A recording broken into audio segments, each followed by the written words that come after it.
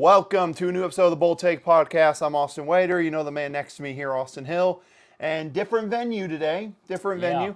We're at the La Casa Me Austin Hill. But we got background here, and we're going to talk some NFL today, Austin. Yes.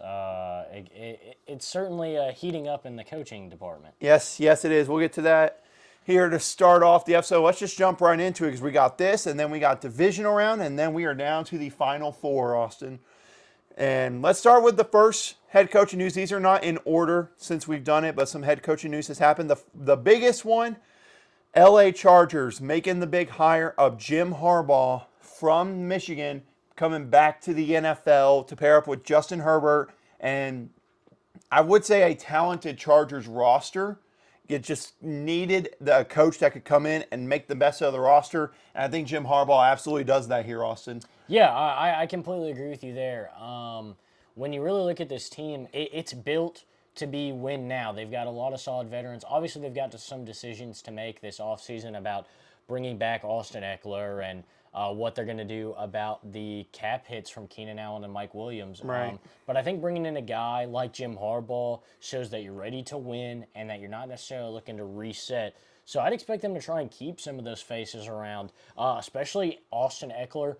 We saw how important Blake Corum was to the Michigan offense with Jim Harbaugh, and not just in the run game, but in the pass game. And you take a guy like Austin Eckler, who is one of the most talented backs in the NFL, it is a solid addition to have for this offense, and it'd be a great way to jumpstart that first season with the Chargers. I was about to say, Blake Corum wouldn't be a bad one, I don't think. But obviously, the elephant in the room, this ends his tenure here at Michigan. Tender that won him a national championship, and questions about the future of Michigan. Some people wonder if he pulled a Pete Carroll, where you knew that you had had success, but you knew some allegations were coming, as we have guest star Ziggy joining the show. He'll probably be popping in and out. He's our number one fan. But obviously all the drama that happened in Michigan this past year, all the scandal, and now he's basically just leaving it all behind, Austin. It kind of seems suspicious, if I do say so myself. Yeah, you talk about Pete Carroll. Another guy I think of in this instance who didn't even leave for the pros, just left for another college team, is John Calipari at Memphis. He did a very similar thing. I certainly think that the looking for protection from this suspension and kind of a legacy harming thing that could potentially come out of this whole cheating scandal is obviously part of it. Kind of like we talked about a couple college football episodes ago, or maybe it was an NFL episode. He was, in his most recent extension talks with Michigan, he was basically looking for full immunity from any further prosecution for this thing, which is obviously not something that Michigan can guarantee. I certainly think that plays part into it. But really, I think he's been looking to get back in the NFL ever since he left. Obviously, even before the cheating scandal, you look at the last 2 years, he had been in very serious negotiations to join the Vikings and the Broncos, if I'm correct. I believe so. I remember Vikings vividly from last year before they hired Kevin O'Connell, because everyone thought for sure that it was going to be him going to Minnesota, but it just didn't work out for him, it seemed like. But yeah, those two were definitely talking with him the past couple of years. Yeah, so obviously he was interested well before this happened, of trying to get back to the NFL. But I do think this certainly sped things up and expedited it. But I think he may have put himself in the best position. So I think he overall, I think it's a little bit of everything that contributed to this decision. Yeah, it did. And also I think someone else, remember, in his contract negotiation with Michigan, they basically wanted him to decide. They're like, You can either sign with Michigan and you're committed here and you can't listen to NFL offers, or you can leave and go to the NFL. And he decided, all right, I'm going to go to the NFL. And people wonder how he do in his first year. Remember, he was last in the NFL as the head coach with the Niners around 2013, 2012, somewhere around there. Team that had 8 straight losing seasons. His very first year with that roster, they went 13-3 and made the NFC title game. So I would say he knows how to work with a roster. Obviously, this is different, though. You're coming into a division with Patrick Mahomes and the Chiefs, a Raiders team that we're going to talk about here in a second, making their head coaching hire. And then you have the Denver Broncos, who had a surprisingly good season given their expectations at the start of the year, but still some questions there. So kind of a different setting, I would say, for him this time. Yeah, absolutely. I certainly think it's going to be a bit more fierce. You're talking about, one of the very best players in the NFL you've got to deal with twice a year. And obviously it looks like the Raiders are on the upswing, and they're going to be looking to get some of their franchise pieces in the draft and in the free agency this year. Absolutely. But now let's get to the other team in the AFC West that made their coaching news. The Las Vegas Raiders announced their head coach and GM hires for this process, as they have officially took the interim tag off of Antonio Pierce and made him the full-time head coach. And I'll go ahead and give you a round of applause, Raiders. You didn't screw up a head coaching search this time. I don't know what else to say, Austin. They didn't screw it up. That's why I give them credit. Yeah, we go back to John Gruden, and really, for all intents and purposes, it was a pretty decent hire for the team. It looked like he had started something there. Right. But obviously, things off of the field cost him his time there. Rich Versace took over, and we both were advocates for him to return as the full-time head coach. They obviously refused to do that. Brought in Josh McDaniels, who did nothing but tear down the culture, tear down the players. Even your star quarterback in Derek Carr. So this time, you've got to. I think no matter what ends up happening with Antonio Pierce and his tenure in the Raiders, this was the decision you had to make. You couldn't do this. You couldn't do this to fans again. No. Take a guy, to the fans and the players. Take a guy who's starting to build something, get some momentum, get some love from the fans and the players, and throw him out the door for another big money hire just to try and make a splash and make a difference. Sometimes it's about the guys who can actually do the jobs and not the guys who are the glamour guys for the role. So don't worry, me and Ziggy are listening over here. We're good. We're good. So I think this is the right move. I think this is where they had to go. And if Antonio Pierce doesn't work out, tough. But you get a second chance to do this, a guy who gets the culture, gets your players. This is the right move. I think the Raiders have maybe made the best hire at head coach so far this offseason. And you remember there was the rumors from Max Crosby basically saying, you don't hire him as head coach, you can trade me. I'm not coming back and playing for another coach. And that was how most of the locker room felt because, look, Antonio Pierce is a player's coach. He's a former player, won a Super Bowl with the Giants. And really, if you've seen the videos with him inside that locker room whenever he took over, it was a totally different energy with that team. A lot of it reminds me of Matt Nagy's first 2 years in Chicago. It was kind of a lot of losing seasons, a lot of disappointment for the Bears.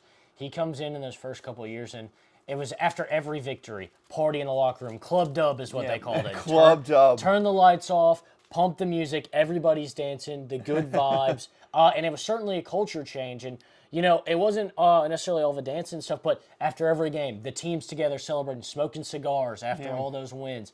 It truly was a turning point, making more meaning, bringing more connection to these guys. And I think this is going to be a big, big move for the Raiders that sets them up for the future, especially kind of the good spot they're sitting in right now. Yeah, I was about to say there's plenty of talent on the roster, and there were questions about what Devontae Adams will do. He was very adamant that they bring Antonio Pierce back.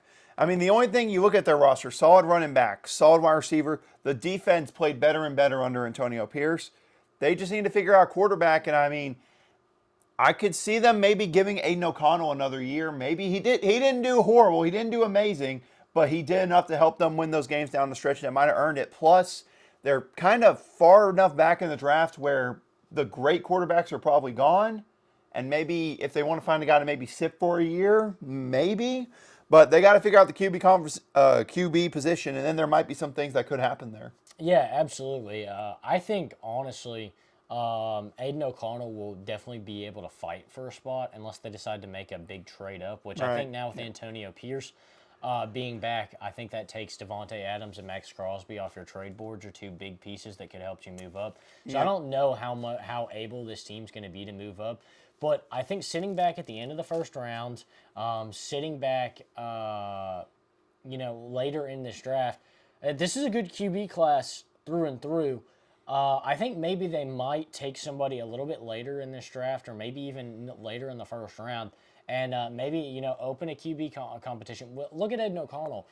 He had an all right first season with the Raiders, and they took him later in the draft. I think he was fourth, fifth round pick. So even taking a guy that doesn't have as much hype or as much glam as some of these other guys, and taking them later in the draft and kind of open up the competition, as well as I believe Garoppolo's on a 2-year deal, so I think he'll probably also be back next year, barring he doesn't get cut. I was about to say, you wonder if they might try to do a buyout for him after that whole. But hear me out. I'm just off the top of my head, I'm thinking, because this also comes down to the general manager, which the Raiders have also hired. This one really wasn't that hard of a search for them. They've hired former Chargers GM Tom Telesco to take over for the Raiders to go along with Antonio Pierce. And the only thing I'll say about Tom Telesco, his time with the Chargers, he was there for a long time. He could draft well, get talented players. He could not make a good coaching hire to save his life during his time in LA, though. And the good news is for him is they already made the hire for him, and one that clearly has worked. So hopefully that's one that works out. But Tom Telesco knows what to find in the draft. But hear me out. Imagine Michael Penix Jr.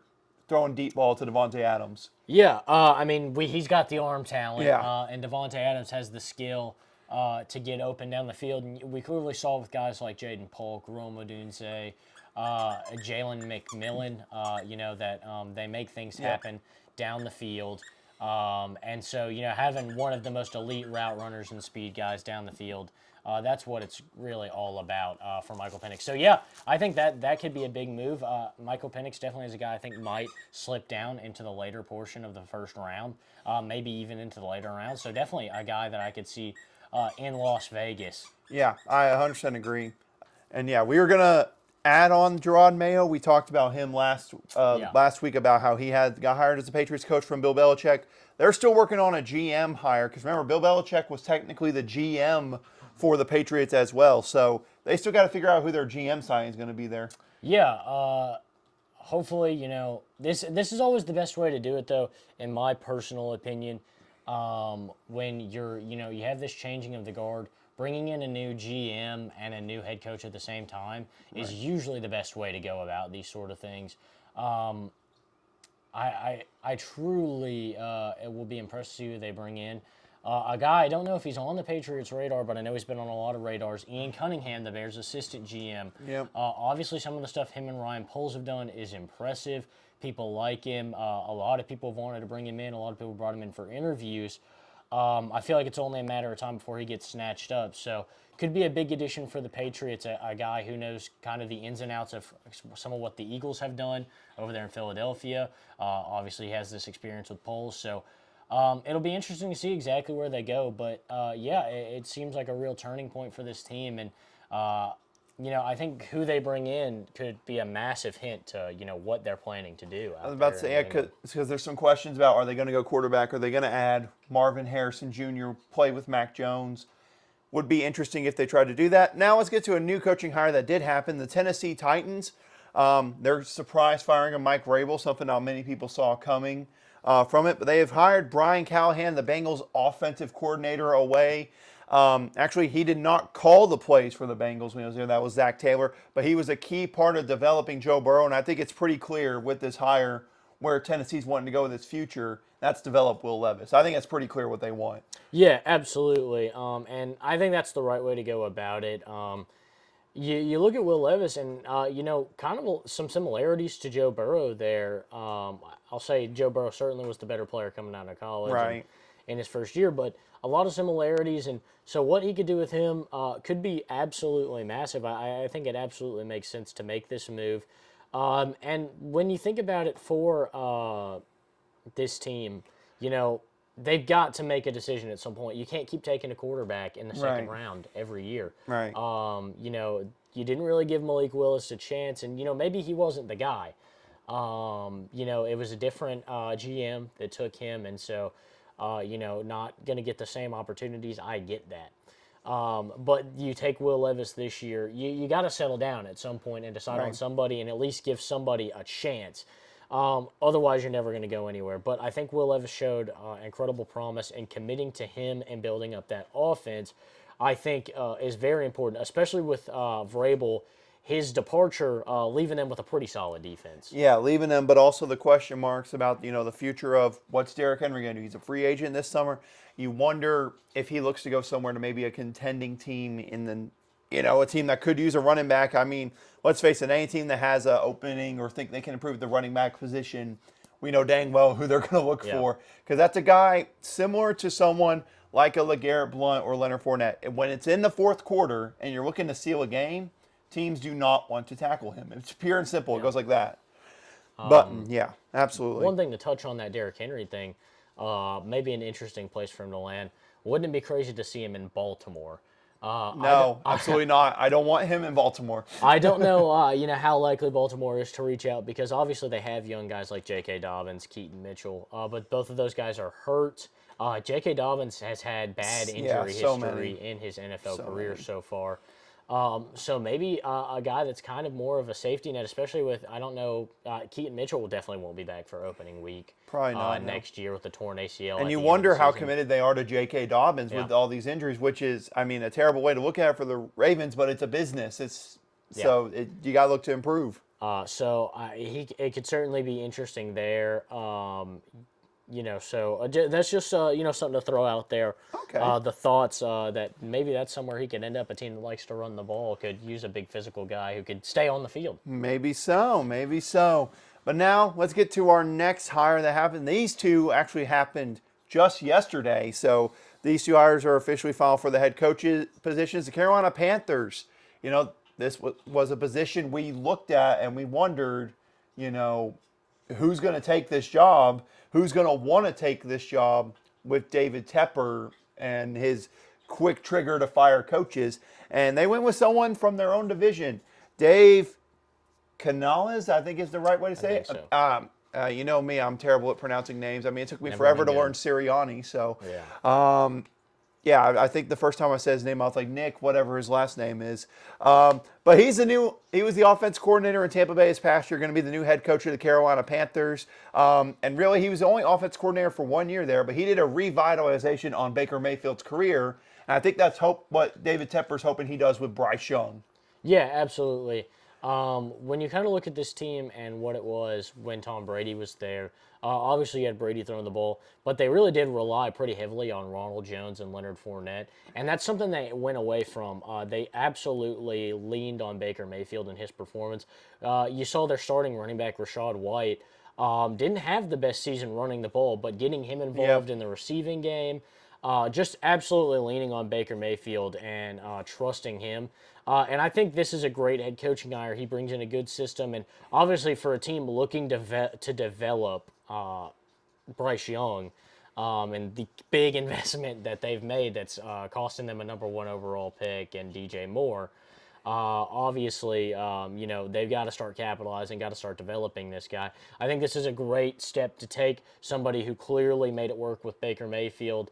Bryce Young definitely could stand to benefit from a guy like Dave Canales coming in. Absolutely. And you wonder what the future is for Baker is in Tampa with his offense coordinator leaving. Do they still look to running back with him? They still got to figure out Mike Evans for this offseason too. So a lot of question marks about Tampa Bay for the future and what they could be. But absolutely right. I think it's the right hire. I saw he worked with the Seattle Seahawks. He came with Pete Carroll from USC to Seattle, worked with them for 7 years, helped develop Russell Wilson, was part of that system there. And I think overall that this is a good hire that could come with developing a quarterback.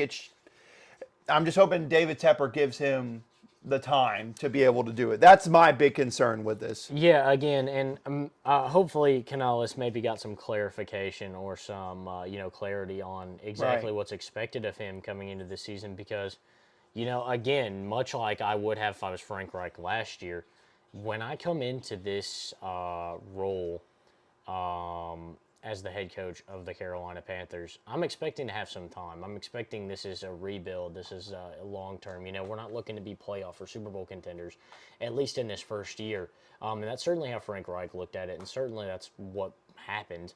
but he didn't get that same chance to even finish out the season. So hopefully there's a little bit more clarity, just on what's expected, and maybe lowering the expectations on the end of David Tepper to realize that you can't just throw a bunch of things together and honestly scrap your best wide receiver, Right. and just go out and win the Super Bowl. Yeah. So hopefully there's a chance there and some wiggle room. Absolutely. And then, of course, they made their GM hire someone from inside the building, Dan Morgan, who had been vice president, had been kind of lower level. He's moving up to that GM position. And similar to the head coaching hire, you wonder if there really wasn't a lot of GMs interested because of David Tepper. But Dan Morgan is actually a player drafted by the Carolina Panthers, one of their picks in the early 2000s. He was also a part of Seattle, so you wonder if there's a connection there. And also worked with the Bills some whenever they were rebuilding and added Josh Allen. So he's helped put together talented rosters. The question is just, can he do that in Carolina now? That's the big question because he hadn't done it as a GM before. Yeah, obviously the big question is, he's had some involvement in some of these big organizations and kind of their turnarounds. But what can he do? And, how much of a say did he have in Seattle? How much of an influence did he have in Seattle? How much of an influence did he have in Buffalo? And then you look at Carolina, and another big thing for me is how much involvement did he have in his time in Carolina? Because so far he's been there for a couple of years. It's not like this was his first one. So far in these last couple of years, that I think they've made bad decision after bad decision. They let, think what you will, they let Cam Newton go. I think that was obviously a costly mistake. Yep. He didn't go on to be super great in New England, and he had that great return to Carolina afterwards. Yeah, that was fun to watch. But I think just derailing the quarterback position with no clear, and then Sam Darnold, and then you tried Baker Mayfield. Now you got Bryce Young, and it cost you a lot. Yeah, you drafted Matt Corral, which was basically a waste of a pick because you didn't even give him the opportunity to play, and he got hurt. They had no clear line of succession there. They traded Christian McCaffrey for virtually nothing. It's just they've put themselves in a pickle. And so you wonder how much say he had in the past and how much say he has now. I'd be alarmed if he was one of the guys signing off on a handful of those moves we just listed. Yeah, hopefully so. The last coaching hire that's, as of right now, I'm sure this one's probably going to break while we're recording here or something. The Atlanta Falcons hiring Raheem Morris, the LA Rams defensive coordinator, who actually was the interim coach for the Falcons during the 2020 season when they fired Dan Quinn as their head coach.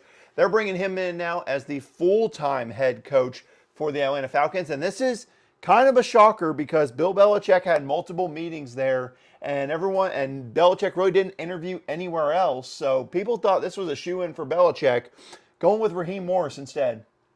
Yeah, it's interesting. I wonder what happened at the meetings that maybe made this go a different direction.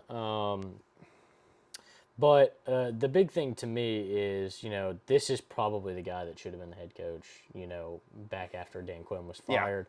Yeah. Clearly they didn't go that direction. They're going that way now.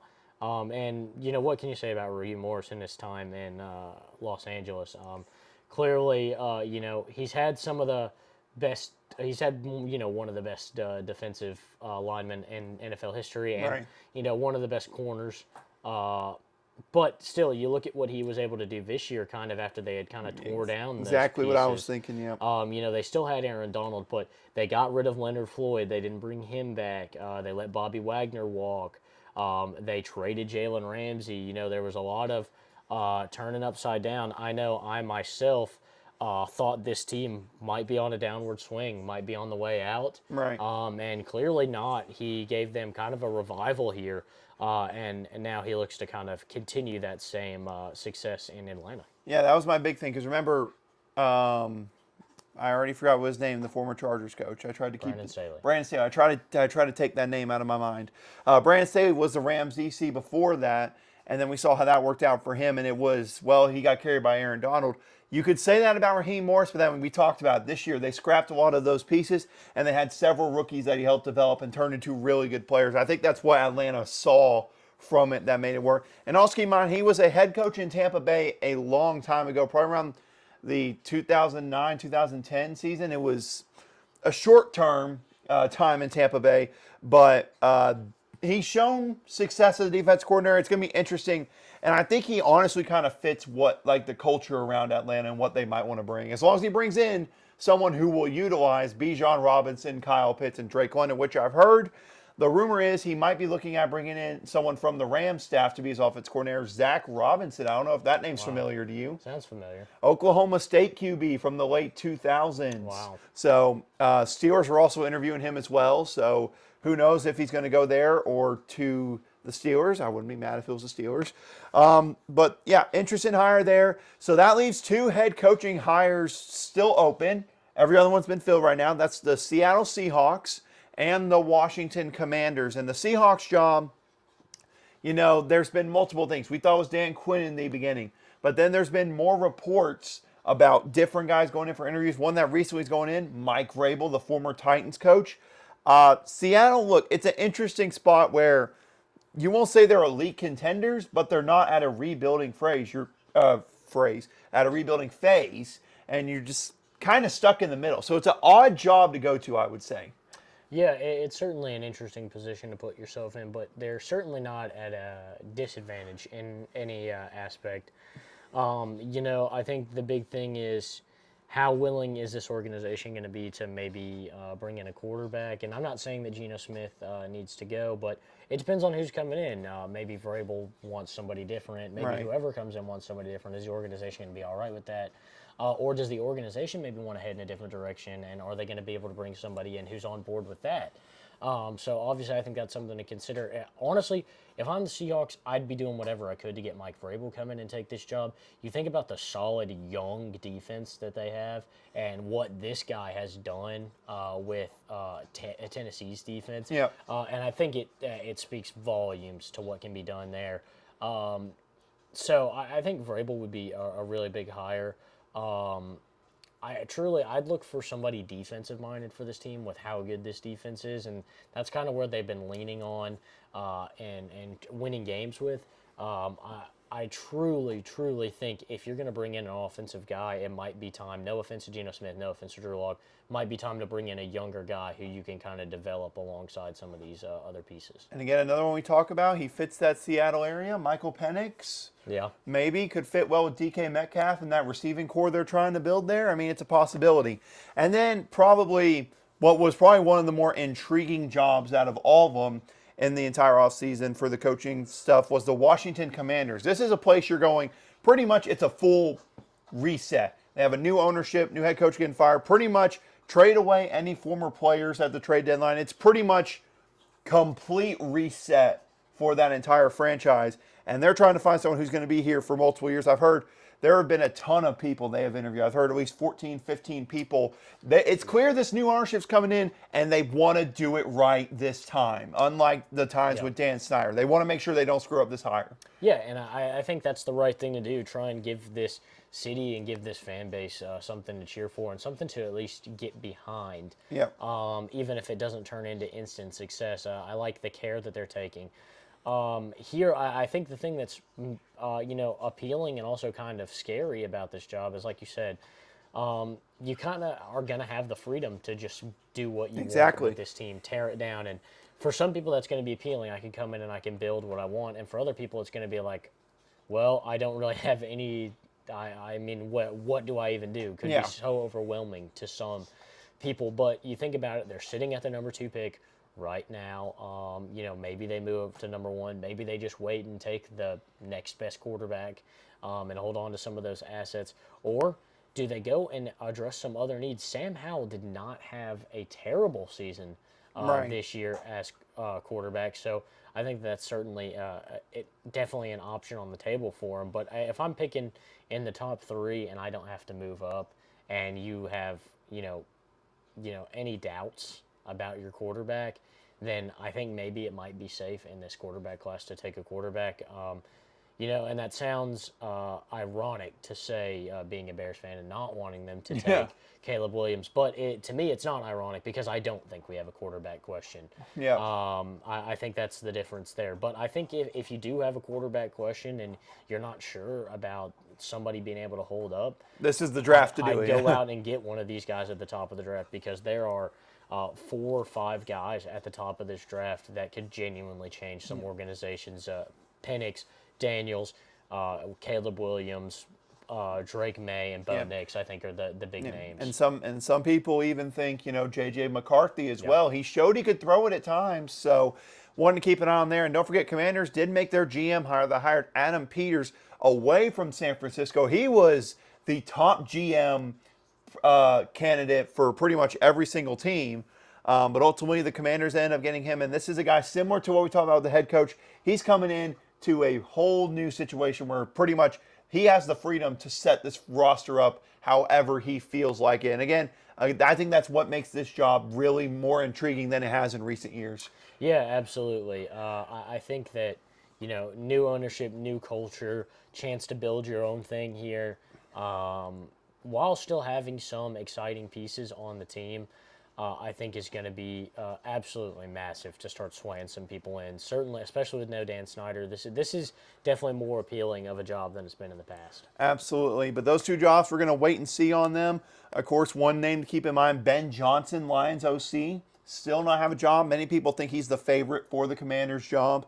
We'll wait and see. But, I mean, could you imagine if Detroit somehow managed to keep Ben Johnson for another year?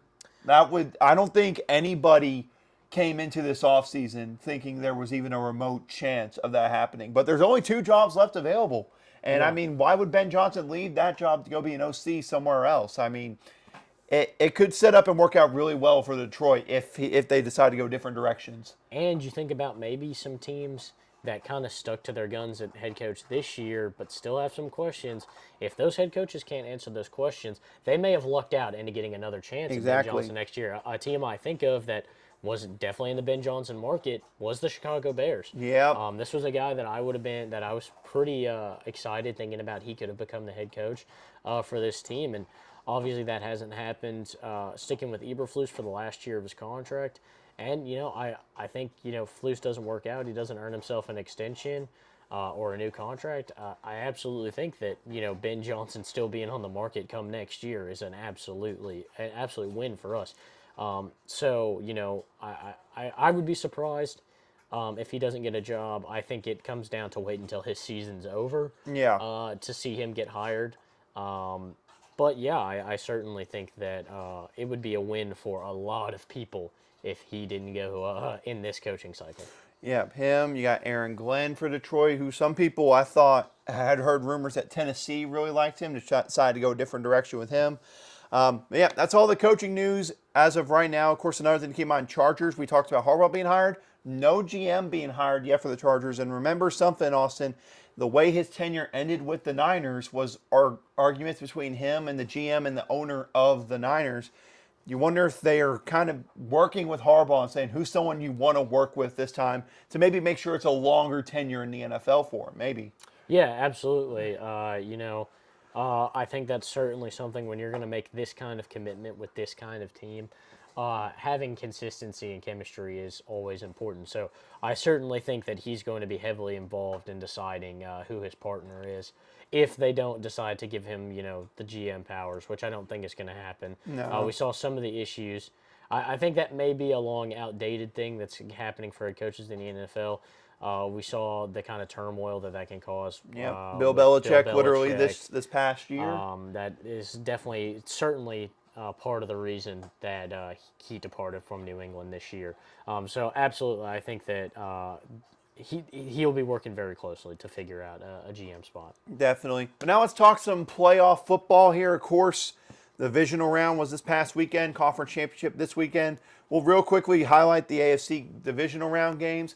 The first one, Texans and Ravens. Ravens absolutely destroy the Texans 34-10. Was a close game in the first half, and then Lamar Jackson and the Ravens just took over that game in the second half, dominated, especially on the ground for Lamar Jackson in that game and held C.J. Stroud in what was considered an elite Texans offense to 0 offensive touchdowns. That only touchdown coming on a punt return. They dominated them, the Ravens did. Yeah, they did. Props to the Texans for being able to keep this close. But yeah, it just came down to the sheer firepower that this Ravens team has. And how big has Isaiah Likely been for the Ravens? Oh my gosh. He stepped up and made some big plays in that game. And, yeah. But I will say a long and solemn goodbye to my sweet princes in Houston for what they've done for me this season. You were so close to your conference championship prediction. I give you credit. Yeah. They had a great run for me. I love what they were able to do this year. I support them and just thank you for what you did for me this year. It was an exciting season out there in Houston and an absolutely bright future when the leaders of your team are rookies and they get guys fired up to go out there and go to war. You win the division and you go to the playoffs and you even take a game in the divisional round. That's certainly something not to be taken lightly. Houston is absolutely on the right track right now. Yep, they are. But the Ravens advance. And the other one in the AFC, the Bills and the Chiefs, we talked about this all that week. Sick to my stomach about the way this game ended. Yeah, absolutely. Bills losing, unfortunately, 27-24. I don't want to do it, Bills, but it was wide right again. Yeah. I mean, I don't think it gets more brutal than that, especially when you add in the fact that everything worked in their favor. Won 5 in a row to end the year. Somehow won the division, got the 2 seed, made Patrick Mahomes come on the road to beat you, and you still couldn't get it done. I mean, I'll be honest with you, this is the kind of loss that just sinks a franchise and makes you sit there and like legitimately wonder, what do we have to do to get over the top? Because clearly, even when things work out in their favor, it's still not working out in their favor. Yeah, it's just hard to explain, what's going on out there in Buffalo, and just shocking the way it's unfolded. But the worry, if I was a Bills fan, is an overreaction. We've already got people talking about Josh Allen's not elite, Josh Allen this, Josh Allen that. If you sat down and watched that game on Sunday night and you said, man, Josh Allen is bad. Yeah. Then, I mean, what game were you watching? Josh Allen led his team down the field to field goal range for what I thought was a chipper for Tyler Bass to tie this game and potentially set up an overtime. I partly blame Jim Nantz for that one because they had said the classic graft season coming to an end. Wide right, Austin, that's just as brutal as it gets for Bills fans.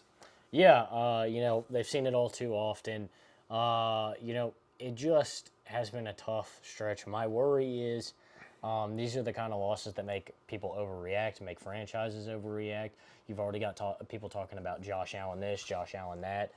If you watched that game and thought Josh Allen was the problem, you're insane. Yeah, you've got a severe lapse in judgment. He put his team in a position to win the game or at least go to overtime, and they didn't execute. We want to put so much blame on quarterbacks, and sometimes I just don't think that that's a fair assessment to make, especially when, you look at Josh Allen. He made some great throws in that game. You talk about the best receiver on the team, Stephon Diggs, had some crucial drops. Yep.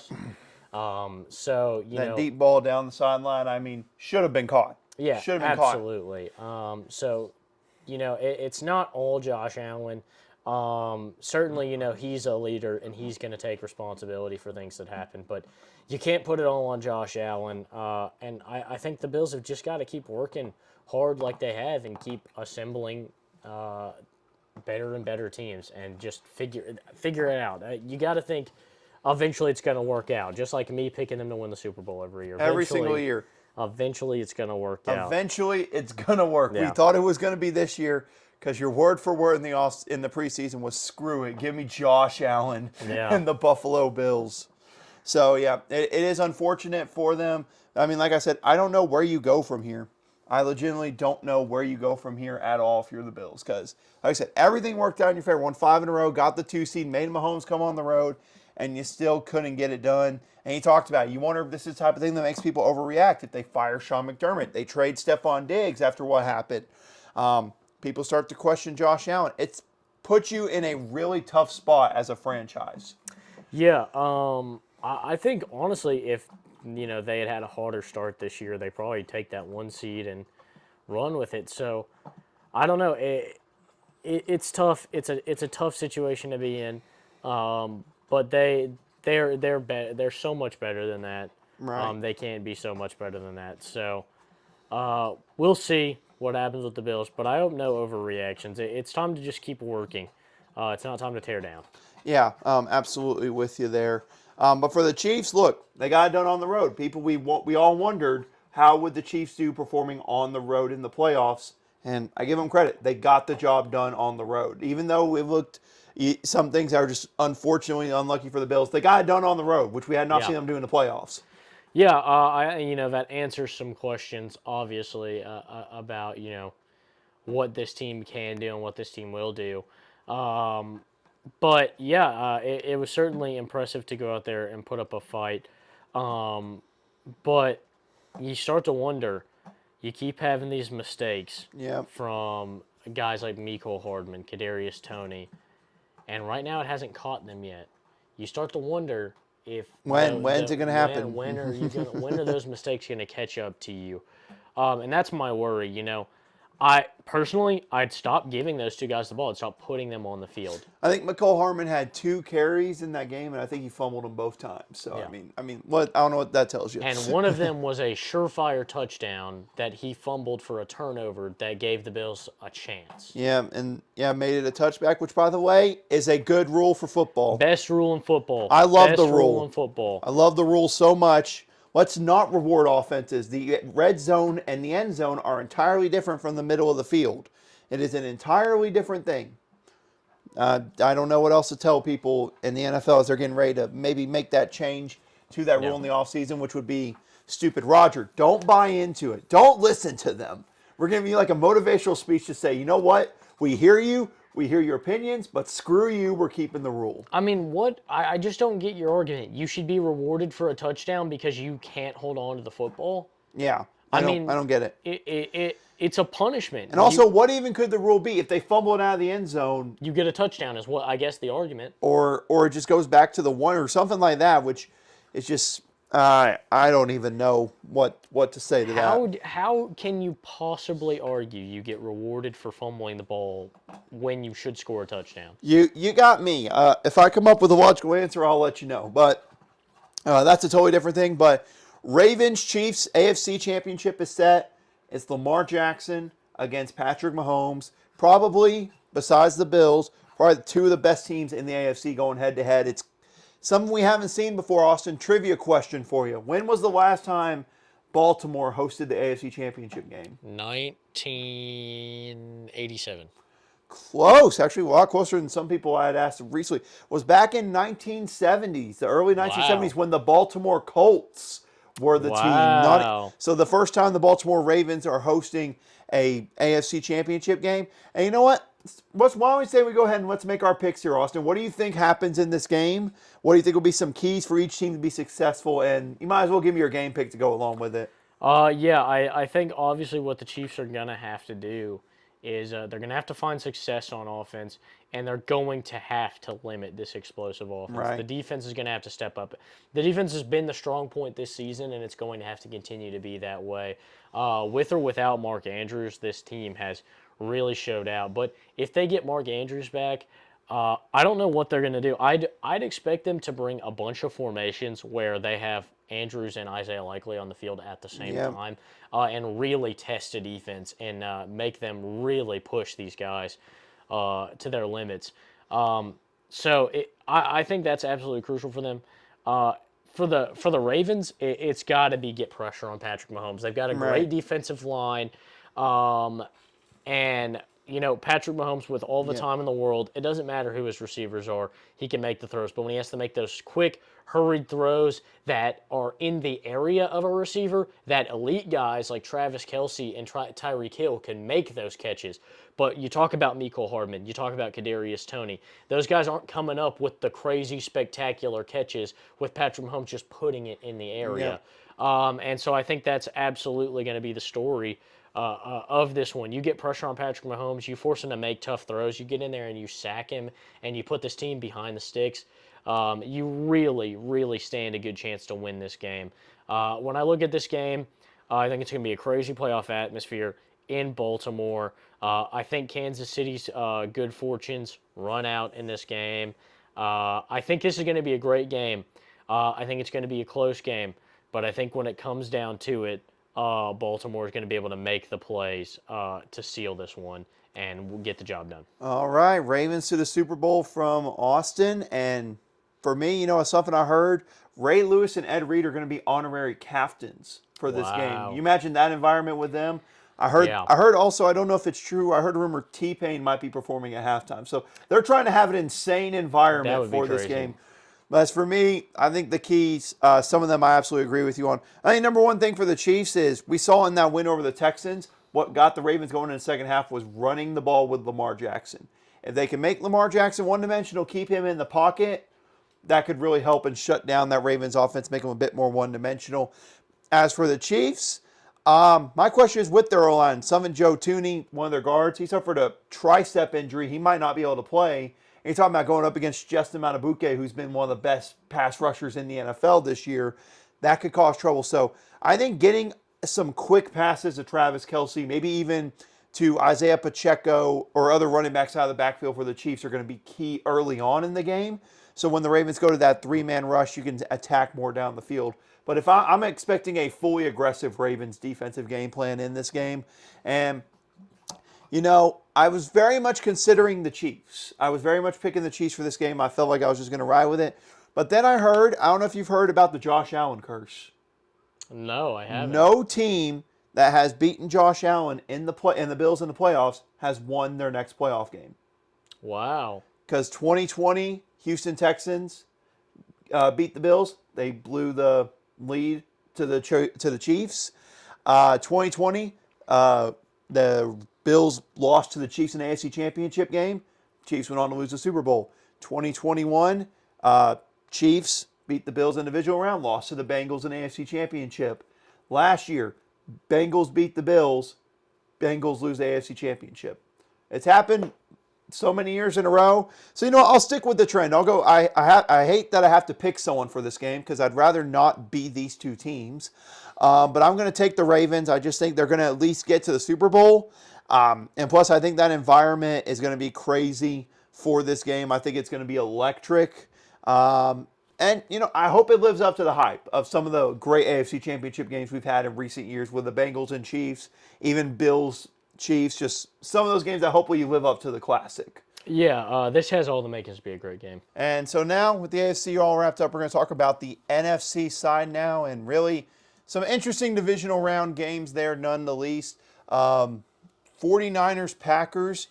49ers escape with a win against the Packers because, anyone who watched this game would watch it and say that the Packers were the better team in this game, but they just made too many mistakes that cost them this win. Yeah, it came down to Jordan Love's inexperience in this one, in my personal opinion. He's had a solid season. He's had great moments this postseason. But it came down to making two interceptions, especially that last interception. That's a ball where I say this, if you're a coach, I think that this is maybe something you should say to the player just to kind of motivate him and fire him up. Not necessarily that it's true, but I think if you tell Jordan Love there, hey, if you throw that ball away, we go to the NFC Championship.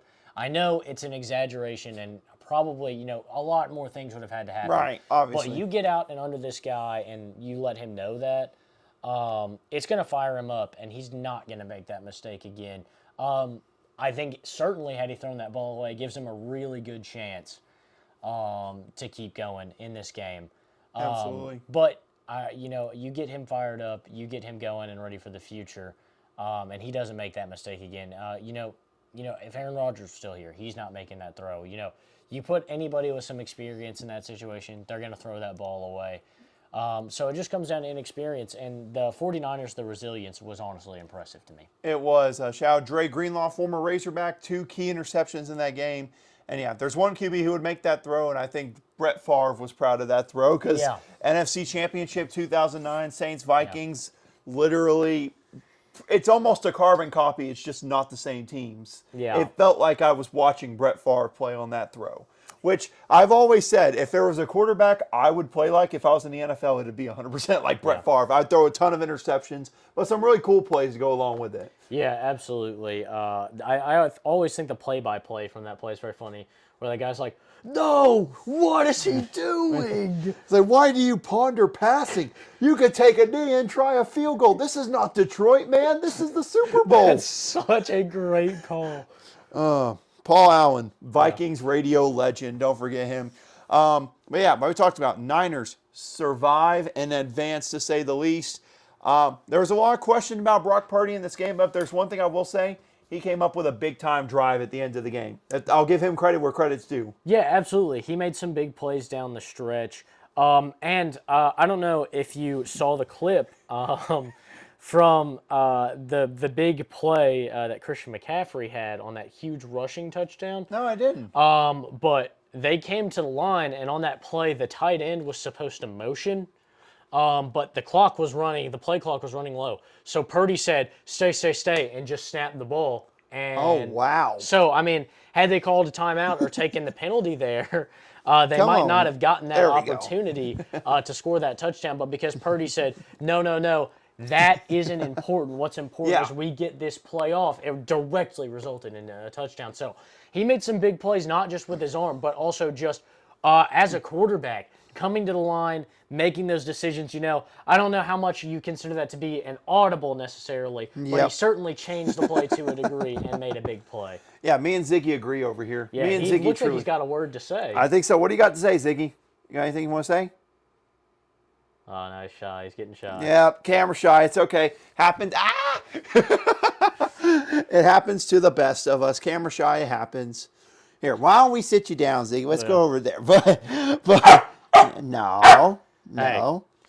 Come on, Ziggy. Ziggy's just now that I sit him down, he's like, okay, now I want to say something. Yeah. But no, I'm absolutely with you. There were some key plays by Brock Purdy late in that game, but also a big key that came out of it. Deebo Samuel injured in that game. They don't know if he's going to play in the NFC title game. That's going to be a big key there, I think, to say the least. And in the other NFC Championship game, we had the Lions, or the divisional round, Lions defeat the Tampa Bay Buccaneers 31-23. Was a fun game to watch throughout. There was a bunch, they were just going back and forth. It was a late Lions touchdown. People thought that was the game, but Baker had a chance late. And unfortunately, it was one of the few mistakes Baker made this year on a throw. But to be fair, you're driving down the field with a minute left. You're going to have to force some passes. Yeah, in that situation, you just had to make a throw.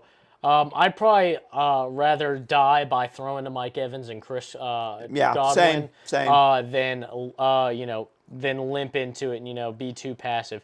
He did the right thing. It's the thing that's worked all year, heaving it down the field to those talented wide receivers, and it just didn't pay off there. It just feels like the Lions are the team of destiny right now, honestly. It really does. I mean, it's grit with that team. What can I say? It's grit with them finding ways to win in multiple different ways. I kind of like this Ziggy just splitting the difference right now between the two of us. So, Austin NFC Championship game is officially set. Lions versus Niners. Look, let's face it. No one thought we thought the Lions would be good this year, but we kind of thought it's going to stop at some point. I think we could all agree on that statement. Yeah, absolutely. When I kind of look at this matchup, you think Jared Goff is going to definitely be like the focal point of this offense. That's what he's been all year. He's been a leader, and his performance has heavily decided how well this team does. Obviously, he's had some games where he's turned the ball over a ton. He had a poor stretch where he was just turning the ball over, turning the ball over. But right now, they've got it established and figured out. I would like to see this team use Jahmyr Gibbs more. Clearly, he's exploding into that playmaking role for this team. And when I look at the San Francisco 49ers, it's going to be about their defense and limiting this Detroit offense and forcing turnovers. We saw early they were kind of having trouble stopping Jordan Love, and he was kind of having his way and keeping him out of it, and that allowed it to be easier on Green Bay's defense. They didn't have to worry about McCaffrey running the ball as much. Purdy was having to throw the ball. But when this defense makes plays and makes turnovers like it did at the end of that Green Bay game, they got back into it, and it gets this team into it. If this elite defense loaded with stars can continue to force turnovers, put pressure on Jared Goff, and limit the big plays, they're going to have an easy ride being able to just hand the ball off to Deebo Samuel if he plays, to Christian McCaffrey, just kind of run the clock and play their style of play. So they need the defense to be big in this one. Yeah, they definitely do. Similar for Detroit, because that defense at times has been a question mark for their team. Getting pressure on Brock Purdy, making him uncomfortable, really.